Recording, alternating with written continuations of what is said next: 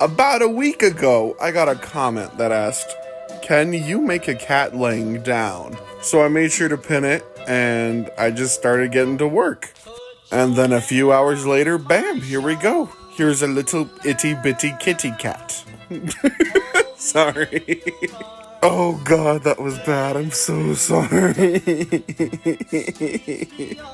Anyway, if you guys have any suggestions, just let me know and I'll go ahead and 3D print it. Thanks for watching and have a good day.